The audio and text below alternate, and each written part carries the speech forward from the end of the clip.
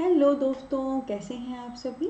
आप सभी का ही हार्दिक स्वागत और हार्दिक अभिनंदन करती हूँ मैं प्रीति मंडियाल इंडिया के सबसे पहले पॉकेट फ्रेंडली चैनल और ऐप पॉकेट पढ़ाई पर, जहाँ पे हमारा नारा है truly democratizing education in India. Bharat में सही मायनों में लोकतांत्रिकवाद हो, एजुकेशन का हर घर पढ़ाई पहुँचे, हर बच्चा पढ़े और आगे बढ़े। तो दोस्तों, आज हम आगे बढ़ेंगे। आप सब जानते हैं यूनिट नंबर 5 जो लैंग्वेज को लेकर है, लिंग्विस्टिक को लेकर है, इंग्लिश एनटीए पेपर 2 की हम उसे एक्सप्लोर कर रहे हैं। तो उसी के तहत आज हम आगे बढ़ेंगे and awesome blossom perspectives sequence wise हम शेयर करेंगे। दोस्तों, सबसे पहले अब मैं आपसे बात करूंगी लैंग्वेज के फंक्शन को लेकर कि लैंग्वेज के क्या फंक्शन होते हैं। ठीक है, तो इसको लेकर मैंने एक नॉर्मल स्लाइड रखी है, डॉट डॉट लगाए हैं, क्योंकि दिस इज समथिंग जो मैं एक ले मैन, कॉमन मैन की लैंग्वेज में आपसे शेयर करूंगी और फिर हम आगे बढ़ेंगे। तो देखो, लैंग्वेज का नॉर्मल फंक्शन आप सब जानते हैं। अगर अभी मैं आपको पढ़ा रही हूँ, आप मुझसे पढ़ पा रहे हैं, जो मैं आपको बता रही हूँ आप समझ पा रहे हैं, वो किस वजह से है? वो उस वजह से है जो मैं बोल रही हूँ। हमारा बोलना जो बेसिकली लैंग्वेज है, भाषा है, तो उसका मेन फंक्शन यही होता है बेसिकली हम कम्युनिकेट कर पाएँ, हम बातचीत कर पाएँ, जो हमारे विचार हैं उनका आदान प्रदान हो पाए, जो मैं आपसे कहना चाहती हूँ वो आपको समझ आए और आपकी जो बात है वो मुझे समझ आए। ठीक है, तो लैंग्वेज का मेन फंक्शन यही है। और यहाँ पर एक छोटी सी बात मैं आपसे शेयर करना चाहती हूँ। लैंग्वेज, भाषा सिर्फ वो नहीं है, वो अल्फाज नहीं है जो मुंह से कहते हैं, बल्कि वो इमोशंस हैं, वो जज्बात हैं जो दिल से भी बयां होते हैं आंखों के माध्यम से। ठीक है, ये है वर्बल नॉन वर्बल कम्युनिकेशन, जो आगे मैं आपको धीरे धीरे बताऊंगी। तो बेसिक फंक्शन लैंग्वेज का है हम कम्युनिकेट कर पाए, कम्युनिकेशन कर पाए। ठीक है, लेमैन लैंग्वेज में। अब दोस्तों, हम आगे बढ़ेंगे और मैं आपको बताऊंगी कि बेसिक लैंग्वेज स्किल्स कौन कौन से होते हैं, मतलब हम भाषा को रिप्रेजेंट किस वे से कर सकते हैं। जैसे देखो, भाषा को आप लिख भी सकते हो, यानी कि राइटिंग स्किल्स। भाषा को आप रीड भी कर सकते हो, अगर कोई राइटिंग है तो आप उसको मतलब पढ़ भी सकते हो। भाषा में स्पीकिंग स्किल भी हैं, आप बोलते हो, अगर कोई स्पीक यानी कि बोल रहा है, फिर उसके जो है लिसनिंग स्किल्स भी होते हैं, यानी कि सुनना। तो भाषा में दोस्तों लिखना, पढ़ना, बोलना और सुनना, स्पीकिंग, रीडिंग, राइटिंग और लिसनिंग, ये सब आता है। ठीक है, और एक यहाँ पे एक बहुत गहन टिप मैं आपको देना चाहती हूँ। बहुत सारे मेरे ऐसे भाई बंधु हैं जिनको होता है कि हमने इंग्लिश सीखनी है, सर्वाइवल करना है, उससे हमें जॉब मिलेगी। तो गांठ बांध कर एक बात ध्यान में रखना, आपने कोई भी फॉरेनर देखा होगा, उसको, उसके बच्चे को बचपन से इंग्लिश आती है, राइट? क्यों आती है? क्योंकि उसने बचपन से ही इंग्लिश सुनी है, पढ़ी है, लिखी है, बोली है। और जितने ज़्यादा हम सुनते हैं, पढ़ते हैं, बोलते हैं, लिखते हैं, उतना हमारा परिपक्व हो जाती है लैंग्वेज, मैच्योर हो जाती है। तो आपने बस एक बात का ध्यान रखना है, लैंग्वेज कोई भी है, Hindi, English, Spanish, French, Sanskrit, कोई भी लैंग्वेज है, आपने ये 4 स्किल्स अगर आप फॉलो कर रहे हो, रूटीन में रेगुलरली फॉलो कर रहे हो, रीडिंग, राइटिंग, स्पीकिंग, लिसनिंग, उतना ज़्यादा आप उसको ग्रैस्प कर रहे हो, आपके अंदर आ रही है। ठीक है, एक्चुअली हमारे जो सेंसेस है ना, आई से देखना, कान से सुनना, मुंह से बोलना, तो जितने ज़्यादा हमारे सेंसेस यूज़ होते हैं दोस्तों, जितना ज़्यादा हम सुनेंगे, लिखेंगे, पढ़ेंगे, बोलेंगे, उतनी ज़्यादा हम कोई चीज़ जो है ग्रैस्प करते हैं। ठीक है, फॉर एग्जाम्पल एक एग्जाम्पल दूँ, नॉर्मल ये जो मैं अभी आपको पढ़ा रही हूँ, ये पीपीटी फॉर्म में भी अवेलेबल है ना? पर पीपीटी में आप नॉर्मल देखोगे तो आप सिर्फ रीड कर रहे हो, पर उसी रीडिंग के साथ अभी आप मुझे सुन रहे हो, मैं आपको बोल के, आप मुझे सुन रहे हो, मैं बोल रही हूँ, तो आपको ज़्यादा समझ आ रहा होगा, राइट? नॉर्मल कोई किताब पढ़ना इज़ अ सेपरेट थिंग, उसी किताब को कोई आपको पढ़ा दे, समझा दे, is a separate thing, right? ठीक है, नॉर्मल जब आप किताब पढ़ रहे हो तो आप सिर्फ रीड कर रहे हो, पर अभी आप रीडिंग के साथ साथ लिसन भी कर रहे हो, आपको दिख भी रहा है, मैंने सारे फोटोज एंड ऑल लगाए होते हैं ताकि आपका और इंटरेस्ट आए और क्यूरियोसिटी आए, आपके ज़्यादा से ज़्यादा सेंसेस यूज़ हो। ठीक है, तो ये बात मैं सभी को एडवाइस करना चाहती हूँ, जो कोई भी इंग्लिश या कोई भी और इंटरनेशनल लैंग्वेज है, कोई भी अपनी इंडिया की ही तमिल तेलुगु ही आपको सीखनी है, तो ये 4 स्किल्स आप अपनाएं, रीडिंग, राइटिंग, लिसनिंग और स्पीकिंग। जितना ज़्यादा आप ये करेंगे उतना ज़्यादा आपके सेंसेस यूज़ होंगे, जितने ज़्यादा आपके सेंसेस यूज़ होंगे उतने ज़्यादा आप अपनी लैंग्वेज में मैच्योर हो जाएंगे, परिपक्व हो जाएंगे। डन। तो ये टिप है, और इस हार्ड वर्क का कोई सेकंड, कोई जॉनर नहीं है, इसका कोई अल्टरनेटिव नहीं है, ये आपको करना ही पड़ेगा। ज़्यादा करो ज़्यादा फल मिलेगा। आप बोलते हैं जितना गुड़ डालो उतना मीठा होगा, वैसे ही। तो जो हमारे बेसिक लैंग्वेज स्किल्स हैं दोस्तों, वो कौन कौन से हैं? वो हमारे 4 हैं, ठीक है। लिसनिंग यानी कि सुनना, स्पीकिंग यानी कि बोलना, रीडिंग यानी कि पढ़ना, राइटिंग यानी कि लिखना। अगर राइटिंग है तो रीडिंग होगी, अगर स्पीकिंग है तो लिसनिंग होगी। यानी कि कुछ लिखा हुआ है तो ऑब्वियसली उसको पढ़ेंगे भी, राइटिंग, रीडिंग। अगर कोई बोल रहा है तो उसको सुनेंगे भी, स्पीकिंग, लिसनिंग, ठीक है। और इन 4 स्किल्स में से आज जो सबसे पहला स्किल है लिसनिंग, सुनना, उसको मैं आपको पूरा एक्सप्लेन करूँगी। जो सुनना होता है ना, लिसनिंग, ये कोई छोटी मोटी चीज़ नहीं है।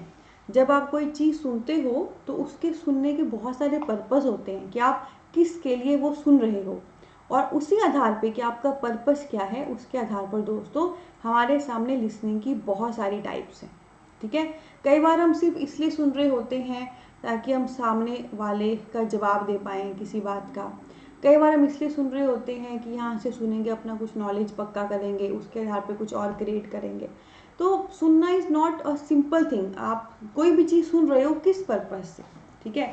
आप किसी डिबेट में हो, आप किसी की बात सुन रहे हो ताकि आगे से मैं इसको कोई रिस्पॉन्स दूँ, या आप कोई चीज़ सुन रहे हो कि मैं इसे सुन के पूरा समझ लूँगा, फिर मैं कोई इस पर आर्टिकल तैयार करूँगा।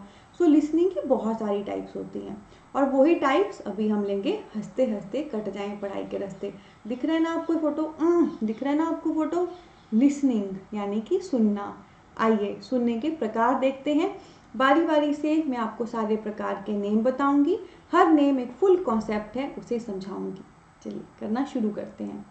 सो दोस्तों ये हैं हमारे listening skills, and you can see overall 7 skills हैं लिसनिंग के। बहुत सुना होगा तुमने सुनने के बारे में, पर क्या जानते थे सुनने के पूरे 7 टाइप्स होते हैं, ठीक है। सबसे पहली टाइप्स है दोस्तों हमारी कन्वर्जेशनल। कन्वर्जेशनल नॉर्मल है, कन्वर्जेशन जब आप किसी को सुन रहे हो किसी बातचीत का हिस्सा बनने के लिए। It can be a family conversation, it can be a family conversation, it can be friends conversation, है जब आप नॉर्मल बैठे होते हो बातचीत करने के लिए, तो उसमें जब आप सुनते हो ताकि आप कन्वर्ट कर सको, कुछ आगे बात कर सको। उसके बाद है एक्सप्लोरेटरी। एक्सप्लोरेटरी होता है आप कोई चीज़ सुनते हो कि आप कुछ नया एक्सप्लोर कर सके। जैसे इस मोमेंट पे ना, जब आप टाइप्स ऑफ लिसनिंग स्किल्स सुन रहे हो, एक्चुअली में लिसनिंग स्किल्स कितने प्रकार के हैं ये आप एक्सप्लोर कर रहे हो, आप इनको जान रहे हो, है ना। इससे पहले शायद आपको सिर्फ इतना पता था कि लिसनिंग होता है सुनना, पर ये थोड़ी ना पता था कि लिसनिंग के 7 प्रकार करने पड़ेंगे एग्जाम के लिए। तो एक्सप्लोर करना, कुछ नया जानना, ठीक है। और एक जो स्टूडेंट या लर्नर की जर्नी होती है उसमें ये एक्सप्लोरेटरी लिसनिंग बहुत होती है, बहुत कुछ वो सुनता है कुछ नया एक्सप्लोर करने के लिए, जानने के लिए। उसके बाद एक आपके सामने है एम्पैथाइजिंग, ठीक है। एम्पैथाइजिंग के साथ ही मैं एम्पैथाइजिंग में एक शब्द यूज़ करना चाहूँगी, एम्पैथी। और एम्पैथी से मिलता जुलता शब्द होता है एक सिंपैथी, आपने सुना होगा सिंपैथी, है ना। तो पहले मैं सिंपैथी आपको समझाती हूँ, फिर मैं आपको एम्पैथी समझाती हूँ। दोस्तों सिंपैथी होता है जब किसी के को आप सुन रहे हो सहानुभूति के तौर पे। मान लो कोई पर्सन बैठा है, उसकी किसी अपने नोन की डेथ हो गई है, वो बड़ा दुख में है, या उसकी जॉब चली गई है, वो बड़ा दुख में है, तो एज ए सिंपैथी वेस आप उसके पास बैठे हो सहानुभूति के तौर पे, बस सिर हिलाते रहोगे, सुनते रहोगे, ठीक है। और एक होता है एम्पैथी। एम्पैथी से शब्द बना है एम्पैथाइजिंग। एम्पैथी क्या होता है? जब आप सामने वाले को दिल से दिल तक सुनते हो, वाकई उसकी बात को एडमायर करते हो और समझते हो और फिर रिएक्ट करते हो, ठीक है। सिंपैथी में आपको सहानुभूति होगी ना, सामने वाला रोए जाएगा, आप उसको रोने दोगे कि कोई बात नहीं यार, कोई नहीं, ढांढस बताओगे। एक होता है एम्पैथी। एम्पैथी जैसे एग्जाम्पल मैं आपको देती हूँ, कोई जब वाकई किसी से प्यार करता है ना, तो सामने वाला बस बोलता चला जाता है और सामने वाला ऐसे सुन रहा होता है उसको कि अच्छा, like my God is saying something, मेरा भगवान कुछ कह रहा है और मुझे इसकी हर बात दिल से सुननी है, दिल से समझनी है। तो वो दिल से दिल तक की जो बात होती है, जिसका एक एक शब्द आप ऐसे सुन रहे हो कि इट्स लाइक समथिंग गॉडेस, कोई देवी है ये, उस प्रकार की लिसनिंग को हम एम्पैथाइजिंग कहते हैं। ठीक है, और ये एम्पैथाइजिंग, ये एम्पैथी जनरली हम रख सकते हैं अपने पेरेंट्स को लेकर, है ना। हमारे माँ बाप जब कभी भी कुछ कहें, हम वी नो वो हमारा अच्छा चाहते हैं, वी नो वो हमें अच्छा गाइड करेंगे, तो वहाँ पर हम ये फीलिंग रखते हैं। अपने लाइफ पार्टनर को लेकर ये फीलिंग रखते हैं, है ना। या एक भाई बहन कितना लड़ते हैं, पर कुछ मोमेंट ऐसे होते हैं कि भाई दिल की बात अपनी बहन से शेयर करता है, या बहन अपने दिल की बात अपने भाई से शेयर करती है। ठीक है, सो एम्पैथी इज समथिंग, सिंपैथी में भी आप दिल से सुन रहे हो, एम्पैथी में भी दिल से सुन रहे हो, पर सामने वाले का मान रखते हुए कुछ इस प्रकार से कि आप उसकी हर बात को क्वालिटी मान के चल रहे हो। मतलब अभी ये मैं आपसे शेयर करती हूँ, अभी शादी के बाद जनरली हर संडे को मैं फादर को कॉल करती हूँ, क्योंकि बाकी दिन वो बिजी होते हैं। तो मुझे बस ये होता है कि वो बोलते जाएं और मैं सुनती जाऊँ, है ना। That is empathy. उनकी एक एक बात, उनका एक एक लाइफ का एक्सपीरियंस मेरे लिए like I can't express, it is like a god thing to me, भगवान के बराबर वो मेरे लिए डायमंड है, हीरा। ठीक है, तो एम्पैथी मीन्स जब आप सामने वाले की वैल्यू को बहुत वैल्यू देते हो, दिल से समझते हुए आप उसको एक्सेप्ट करते हो। तो इससे बड़ा एग्जाम्पल तो कोई हो नहीं सकता। ठीक है, तो आपकी लाइफ में ऐसा कौन है जिस जो बोलता है तो आप ये एम्पैथी फील करते हो, ये दिल से दिल वाला कनेक्शन फील करते हो, जिसकी हर बात आपके लिए एक अनमोल रतन है? कमेंट बॉक्स में मुझे बताइएगा। ठीक है, उसके बाद दोस्तों नेक्स्ट हमारे सामने है रिक्रिएशनल। रिक्रिएशनल है कि आप कोई चीज़ सुन रहे हो कि उसको सुनकर आप कुछ नया क्रिएट कर सको। फॉर एग्जाम्पल, मेरे से पढ़ के कितने सारे बच्चे होंगे जो आगे पढ़ाएंगे, या मैंने भी कहीं से पढ़ा होगा जिसको मैं आज आपको पढ़ा रही हूँ। तो मुझे भी किसी ने लिसनिंग स्किल पढ़ाए थे ना, समझाए थे, उसी को मैं रिक्रिएट करके अपने तरीके से आपके सामने लाई। आप मुझसे लिसनिंग स्किल सुन रहे हो, समझ रहे हो, इसको रिक्रिएट करके आप आगे पढ़ाओगे। That is recreational listening. जब हम कोई चीज़ सुनते हैं इसलिए ताकि हम उससे कुछ नया क्रिएट कर सकें। ये भी स्टूडेंट्स के लिए ज़रूरी है, रिसर्चर्स के लिए ज़रूरी है। ठीक है, उसके बाद अगला पॉइंट दोस्तों हमारे सामने है क्रिटिकल टाइप ऑफ लिसनिंग। ठीक है, क्रिटिकल टाइप ऑफ लिसनिंग क्या होता है? क्रिटिकल से शब्द बना है क्रिटिसिज्म। और यहाँ पर एक बात मैं क्लियर कर देना चाहती हूँ, बहुत सारों को ऐसा लगता है कि क्रिटिसिज्म का मतलब होता है किसी की बुराई करना। मतलब when we say criticise we think it's about like कुछ बुरा बुरा बोल रहे हो। तो सबसे पहले तो एक बात क्लियर कर लो, criticism is not about saying bad words, criticism is something saying genuine opinion. Criticism ऐसा नहीं होता कि कुछ बुरा आप कहते हो किसी के बारे में।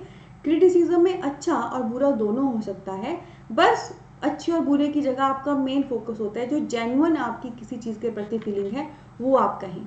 ठीक है, तो जैसे फॉर एग्जांपल मैं लिटरेचर को लेकर बात करती हूँ, सलमान रश्दी को लेकर मुझे आपको समझाना हो, उनके खिलाफ फतवा जारी हो गया था उनके एक बुक के बारे में, तो मान लो मैं आपसे शेयर कर रही हूँ कि सलमान रश्दी कैसे राइटर हैं, उनकी किस बुक के खिलाफ फतवा जारी हुआ था, उसके बाद क्या हुआ था, तो मैं अपने व्यूज़ दूँ कि ये सही है या गलत। तो आप मुझे ध्यान से सुन रहे हो, सलमान रश्दी के बारे में मुझसे जान रहे हो, ताकि फर्दर आप अपने मन में ये सोच ला पाएँ कि अच्छा फाइनली वो अच्छा था या बुरा, आपकी ओपिनियन एक बन पाए। ठीक है, क्रिटिकल यानी कि क्रिटिसिज्म यानी कि ओपिनियन बेस लिसनिंग।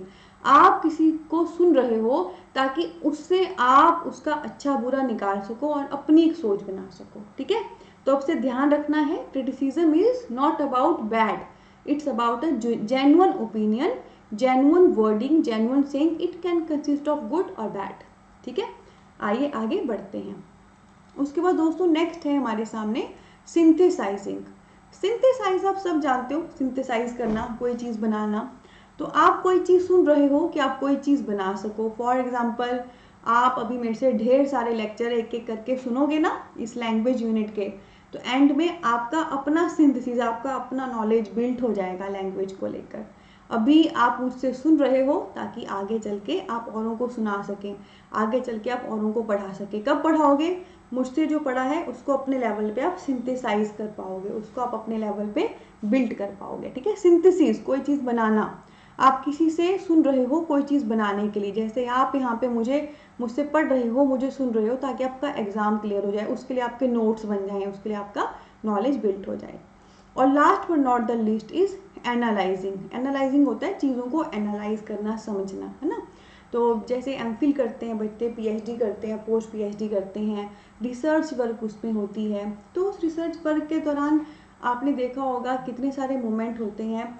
हम चीज़ों को जब पढ़ रहे होते हैं, समझ रहे होते हैं, सुन रहे होते हैं, तो बेसिकली हम एनालाइज कर रहे होते हैं कि अच्छा चीज़ें किस प्रकार से हैं, क्या हैं, समझ रहे होते हो आप। जैसे अभी आपको पता नहीं होगा इससे पहले भी कि लिसनिंग तो आपने सुना था, पर लिसनिंग के इतने प्रकार होंगे। तो अभी जब मैंने एक एक करके आपको पढ़ाए तो आप एनालाइज कर रहे हो, आप समझ रहे हो कि अच्छा इतने प्रकार भी हैं, और ये एनालाइज कर रहे हो कि अच्छा इस प्रकार में ये चीज़ आएगी, इसमें ये चीज़ आएगी। तो चीज़ों को एनालाइज करना, समझना, कौन बेस्ट है, कौन बेस्ट नहीं है, किसका मतलब क्या है, कहाँ पे हम कौन सा चीज़ अप्लाई कर सकते हैं। जैसे अब आपको इतने सारे स्किल्स मैंने बता दिए, सारे पढ़ने के बाद अगर मैं बोलूँ कि आप एक ऐसी लिसनिंग कर रहे हो कि आप उसके बारे में अच्छा या बुरा बता रहे हो, तो वो किस में आएगी, तो यू ऑल नो वो क्रिटिकल में आएगी। क्योंकि मैंने अभी बताया ना, क्रिटिकल से आया क्रिटिसिज्म, जिसमें आप किसी का अच्छा या बुरा बताते हो, ठीक है। या मैं आपको बोलूँ कि आप किसी चीज़ को सुन रहे हो ताकि आप कुछ नया खोज कर निकाल सके, तो वो किस में आएगा, एक्सप्लोरेटरी में, है ना। अगर मैं बोलूँ कि दो फ्रेंड्स आपस में बैठ के बातचीत कर रहे हैं, तो उसमें कैसी लिसनिंग आएगी, कन्वर्सेशनल लिसनिंग, है ना। तो अब आपको क्या है ना, अब आप एनालाइज कर पाए, आपने जब सारी पढ़ ली, आपको सबका मीनिंग पता लग गया, तो अब आपके सामने कोई भी सिचुएशन है, कोई भी एग्जाम्पल आएगा, तो now you are able that कौन सा लिसनिंग स्किल आपने वहाँ पे अप्लाई करना है, डेट इज एनालाइजिंग। छठे नंबर पे सिंथेसाइजिंग है, कुछ सिंथेसाइज करना।